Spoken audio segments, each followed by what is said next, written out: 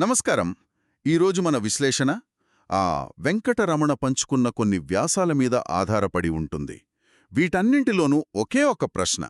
అదేంటంటే, జీవితంలో అసలైన విజయం అంటే ఏమిటి?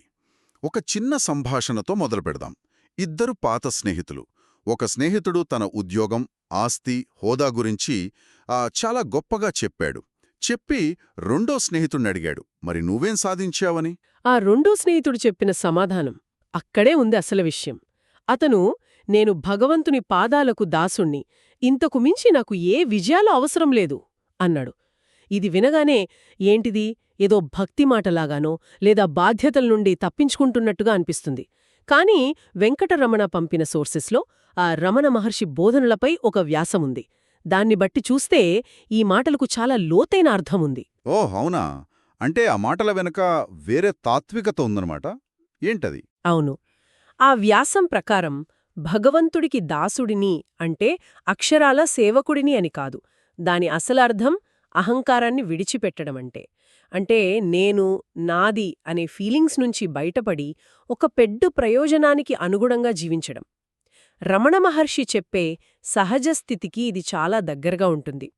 బాహ్య విజయాల కన్నా మనల్ని మనం తెలుసుకోవడమే అసలైన విజయమని ఆ వ్యాసం చెబుతోంది.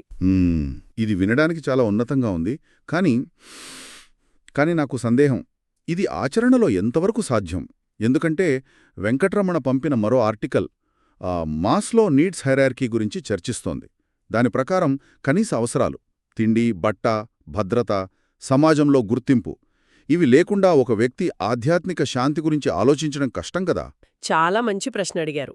ఈ రెండు ఆలోచనలు ఒక్కదానికొకటి వ్యతిరేకంగా కనిపిస్తాయి, కాని నిజానికి కావు. ఈ ఆధ్యాత్మిక దృక్పథం పని చేయొద్దు అని చెప్పట్లేదు. అస్సలు చెప్పట్లేదు. లేదు, కేవలం పని యొక్క ఫలితంపై ఆధారపడొద్దు అని మాత్రమే చెబుతోంది. భగవద్గీతలో చెప్పిన నిష్కామ కర్మలాంటిది. మొదటి స్నేహితుడు తన విజయాలతో తనను తాను ఐడెంటిఫై చేసుకుంటున్నాడు.